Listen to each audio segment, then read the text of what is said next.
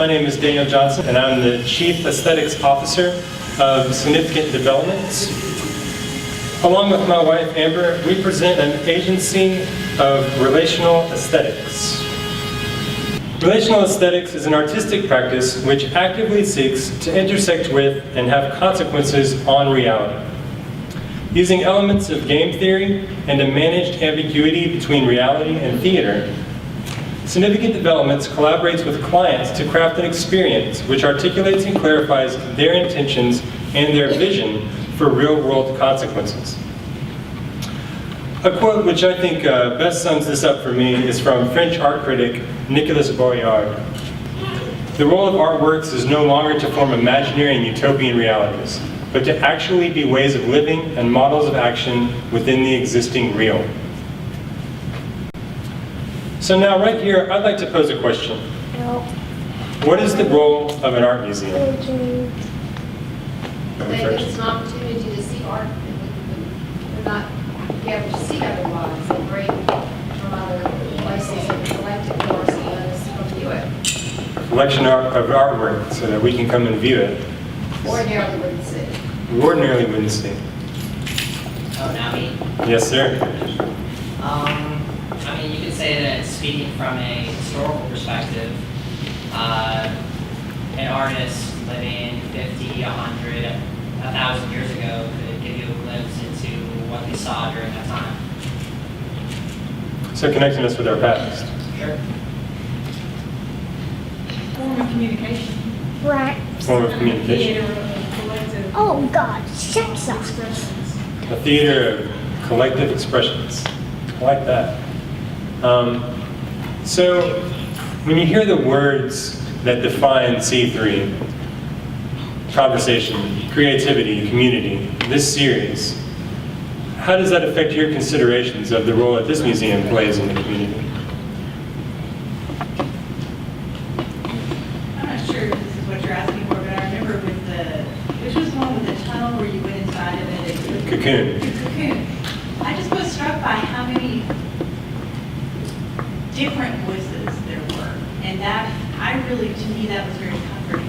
It seems like there's always this fight to get more than one kind of voice heard. And so that to me really felt like it represented so many different perspectives of the community and art. So, I like this tier that we're building, where it's about connecting to this historical past and this bringing together of artworks and communication from all over to a central place so the community can see it. And this collective expression, these voices that are given a platform by the museum through their creative expression. And it's not even necessarily those who have been these artists who might be seen 1,000 years from now speak to who we are today, to the future, but these voices from the community and their collective expression. And what does that say? What does that bring to us? Kind of taking all that in and thinking about this year, the museum brought in our agency and approached us about doing some research and development. The goals set out were to engage the statewide community in conversation and design, while presenting an active participatory presence here at the museum. We were to work with materials and engage a dialogue. So the artwork which we now have before us to satisfy this set of goals is Core Sample, a work of Significant Developments, LLC. Chocolate. Core Sample is a survey artwork which concentrates on the personal symbols of Mississippi. Significant Developments is inviting individuals to reflect on the symbols they are surrounded by each day, and then submit a sketch of a symbol, which they build to be a combination of symbols, or a lot of people, it seems, invent their own symbols. And that is perhaps the most exciting thing to see. These Mississippi impressions will become literal impressions on over 2,200 hand-built ceramic bells. Significant Developments has established a participatory clay bell assembly line here at the museum, and we will operate it for the next 3 months in collaboration with the community, weighing the clay, rolling it out, cutting it with a template. This will all run in a classroom in the back for museum goers who come by. We'll score the edges of the bells, form them, and then each one will have a hole placed at the top. There are no ringers because the bells will require each other to resonate. So at the end of this project, a public installation of the survey results will be erected in the art garden, surrounding the viewer with the symbols of Mississippi resonating together. At this point, I'd like to take any questions or thoughts that you have about this project. What's your plan for the actual installation of the show? So in the spring, the idea is to surround the viewer. So rising up out of the garden will be an installation which actually resembles a geologic core sample. And so it's about this idea of what lies below the surface and the people making the land. And that's actually one reason I chose clay to work with, because it seems to factor large in the city's life and the people's life. Suzanne?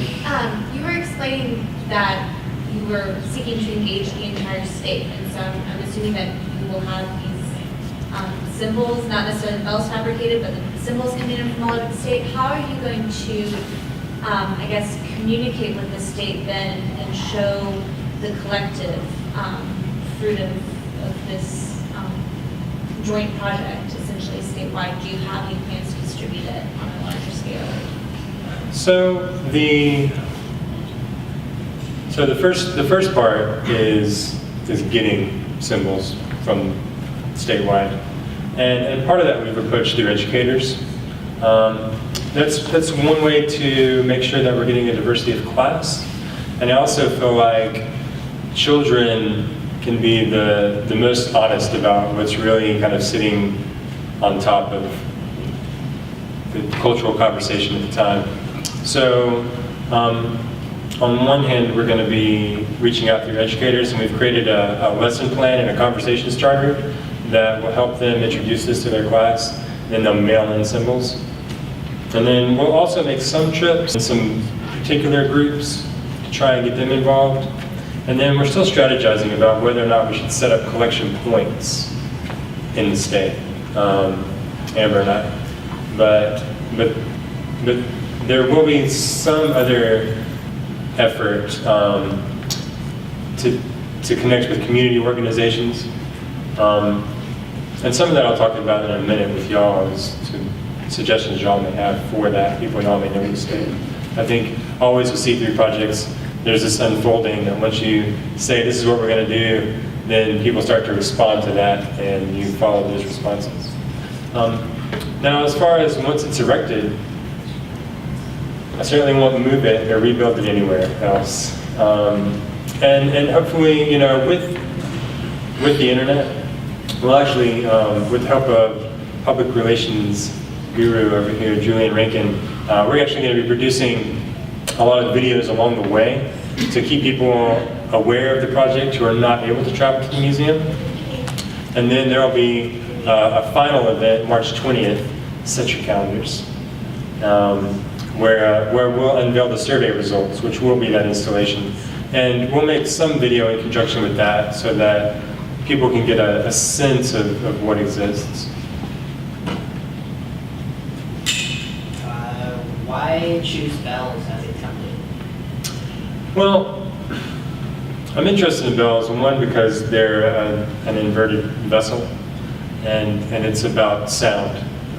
This not only containing, but this resonation and this sending out of kind of the character of who you are. And so I was really trying to think about, you know, how do we represent kind of literal overlaps between how we use words and what they mean. And so I was interested in being able to literally record impressions as an impression, and to have these symbols literally resonate with each other. And so in a way, I don't often say this, but you know, for me, art could be like a spell, and you line up enough of these words and meanings and realize them as a tangible relationship, and in a way I feel like it starts to speak to that idea, and people are more impacted by that. Like what we can do. Like if we would make a bell, and could we stamp symbols or draw symbols on other people's bell? Who's going to do all that? So it's going to be an assembly line process, and so it's really going to disperse the work of each bell among many people. It would actually be difficult to go into the assembly line and follow your bell through it, although it is possible, and I wouldn't stop somebody from doing it. And so it'll be more about stepping into a process that is creating this body of bells. And yes, part of that process is inscribing symbols, and people can inscribe their own symbols. And it will also be that people are tasked with inscribing the symbols that are mailed in. So people will be inscribing other people's symbols as well.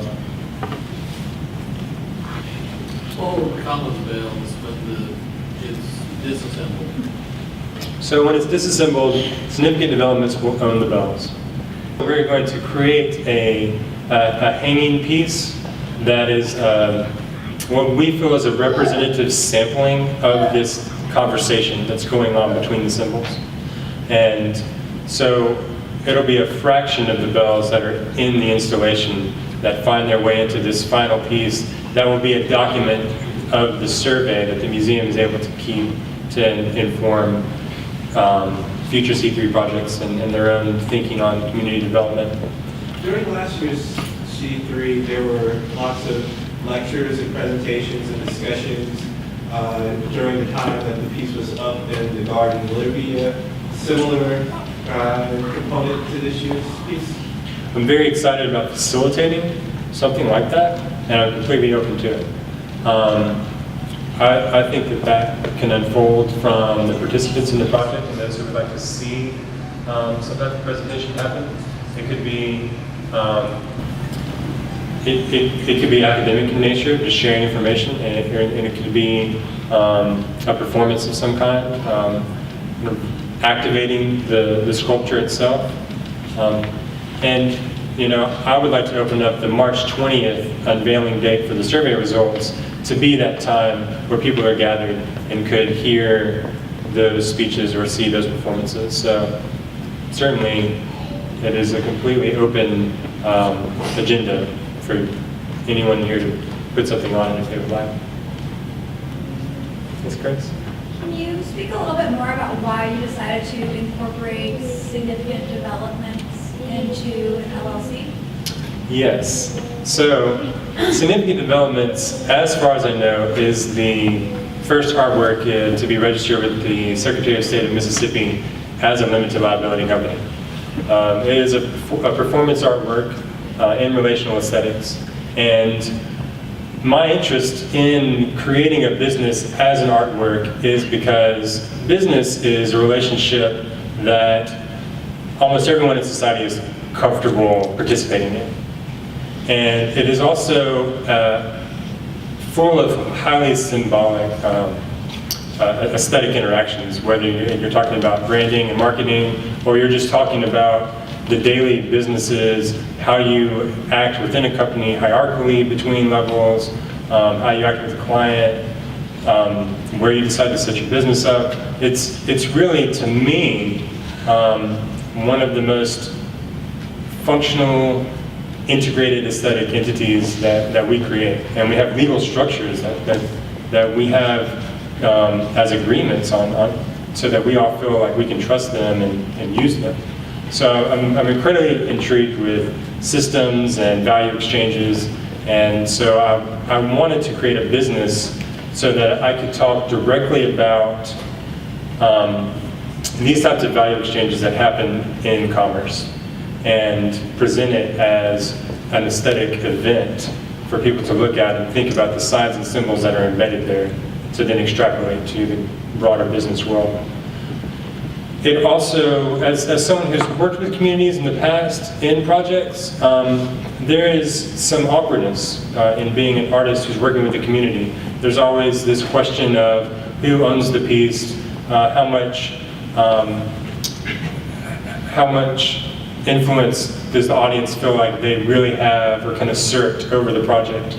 And so when you take away the artist and you say, well, it's significant developments, and you turn the community into a client, well, they're very comfortable being a customer, and they know exactly how that works, and they're very assertive about what they want to do or what they think should happen. And so really in this piece, the museum was the client, and it was about asking them, you know, what is your view of C3? You know, what do you think works? You know, what are you interested in seeing happening? What's your vision? And then moving from there in that business-client relationship to create a project that helps to realize that vision. So it's, and also just as someone who works in relational aesthetics, it's about doing things in reality. So it's the difference between acting like we're a business and actually being a business doing this as an artwork. You mentioned earlier that the installation will look like a core sample, and you've talked about there being 5 different contrasting colors of play. Are you intending to make the bells look like strata layers, or is that? Indeed. So the bells and the colors were so that I could show sediment layers in the core sample. Will the symbols in any way relate to the color of play, or is that going to? So, you know, I don't think so. Without serendipity, because the assembly line will just be going forward, and people will be choosing the color they want to work with. People will be inscribing other people's symbols onto bells. So I always think, you know, and that really art happens in the mind of the viewer, and meaning is creating in the mind of the viewer. So no doubt there will be viewers who see symbols on a particular color, on a particular layer, a deeper layer, or a layer closer to the surface, and they will read that as having significance. And I believe that that significance will exist there.